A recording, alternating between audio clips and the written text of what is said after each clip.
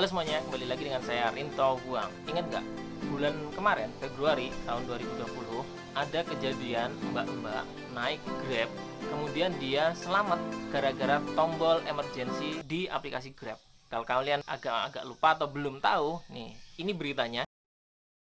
Jadi di Februari kemarin, ada mbak-mbak pesen layanan Grab Car, kemudian ada keganjilan dari sopir Grabnya. Ketika diantarkan, dia malah menggunakan jalur terjauh, bahkan melewati titik tujuan yang diinginkan oleh konsumen si mbak. Waktu itu di berita disebut inisialnya T. Kecurigaan makin kuat dirasain sama konsumen ini ketika sopir ini berkomunikasi dengan temannya dengan seperti kode atau istilah. Bunyinya tuh kayak gini, poin 1 sudah masuk menuju poin 1. Kira-kira kayak gitu. Bisa dibaca di berita ya, lebih lengkapnya. Kemudian si mbak ini dibawa menjauh dari titik yang dia inginkan. Semakin curiga, akhirnya dia dibawa ke tol.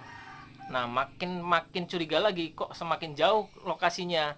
Tapi si sopir ini bersikeras mengatakan kalau ini sudah sesuai map gitu. Padahal di map itu sudah keluar jalur. Karena kecurigaan mbak itu, dia menghubungi pacarnya dan menekan tombol Grab emergency.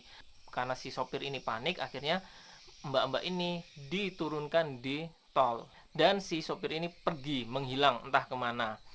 Sampai saat ini masih penyelidikan sepertinya ya. Aku coba cari beritanya, belum ada perkembangan sepertinya. Hal yang mau aku obrolin ke teman-teman ini adalah sebuah asumsi ya. Misalkan kita berasumsi kemungkinan-kemungkinan. Aku berpikir gini, penasaran ya. Kalau misalkan mbak ini, si T ini, dia benar-benar diculik oleh Grab, oknum supir Grab ini, itu apa yang akan terjadi kepada mbak ini kalau misalkan benar-benar berhasil diculik? Kalau aku pribadi ya, aku mikirnya 3 kemungkinan sih ya. Coba nih ya, sebelum kita bicara kemungkinannya, kita coba runtutin nih. Oknum supir Grab ini, dia punya mobil. Kemudian dia berkomunikasi dengan temannya itu dengan kode poin 1. Lalu dia mau membawa penumpang ini entah kemana gitu. Sedangkan dia menggunakan aplikasi Grab atau bekerja sebagai driver Grab. Yang perlu kita pahami nih, dia punya mobil. Pertanyaannya adalah, mobil ini adalah mobil dia pribadi atau mobil sewaan. Yang selanjutnya adalah, akun yang dia pakai itu bener-bener akun dia. Jadi dia memang mendaftarkan ke Grab, menjadi driver Grab dengan mobil pribadinya, atau dia hanya beli akun. Itu kita nggak bisa pungkiri, itu ada dan banyak banget yang jualan akun kayak gitu. Nah, selanjutnya adalah dia membawa alat komunikasi dengan temannya gitu. Berarti dia sudah prepare, dia sudah menyiapkan, kemungkinan sudah terbiasa. Oknum supir Grab ini dia berkomunikasi dengan temannya dengan menggunakan sandi kode gitu ya. Poin 1 masuk. Pertanyaannya adalah, kalau ada poin 1, nggak mungkin berhenti di poin 1. Pasti ada poin 2, ada poin 3 dan poin selanjutnya. Kemungkinan korbannya itu bukan satu orang, bukan cuma Mbak T ini. Mungkin sebelumnya itu sudah ada. Dan pertanyaannya, kalau misalkan memang benar-benar ada korbannya, korbannya sekarang nasibnya kayak gimana? Kalau misalkan benar-benar Mbak itu berhasil diculik atau dulu pernah ada korban sebelumnya, nasib korbannya atau nasib Mbak itu kalau berhasil diculik itu jadi apa? Paling simpel yang kita pikirkan pertama adalah pemerkosaan. Oke. Tapi aku berpikir gini, di poin 2 dan 3 kan dia terorganisir banget nih. Dia sudah berkoordinasi dengan temannya, dia sudah punya kode-kode, kayaknya sudah terbiasa dengan hal itu. Kalau cuma sekedar melakukan tindakan asusila kayak gitu, menurutku sedikit beresiko deh untuk persiapan sematang itu. Kemudian itu bisa dilacak cuy gitu loh.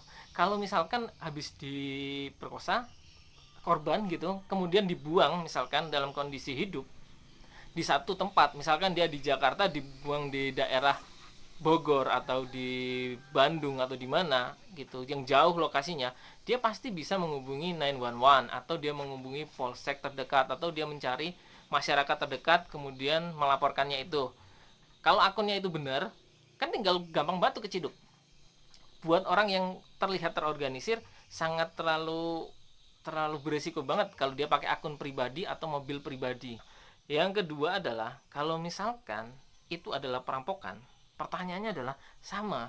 Kalau dia dirampok, masalahnya adalah dirampok dan hidup ya. rampok hidup, dia dibuang gitu, dia tetap bisa lapor polisi dan bisa di tracking oleh perusahaan Grab siapa driver ini.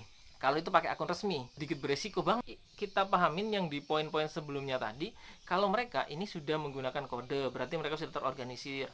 Kemudian dia sudah menggunakan alat itu, kalau dari penuturan dia bawa semacam handy talkie untuk menghubungi temannya. Persoalannya adalah kalau itu handy talkie, jarak temannya itu tuh nggak jauh dari lokasi itu cuy. Paling-paling cuma kurang dari 2 km handy talkie. Kecuali dia pakai radio yang apa tuh, yang gede gitu. Nah itu mungkin bisa mencakup sampai 5-10 kilo.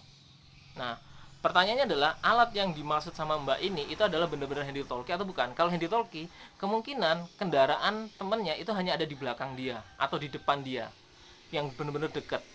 Karena handy talkie itu jaraknya pendek banget, nggak bisa jauh, kecuali dia pakai radio ya, yang gede, yang ada antenanya itu.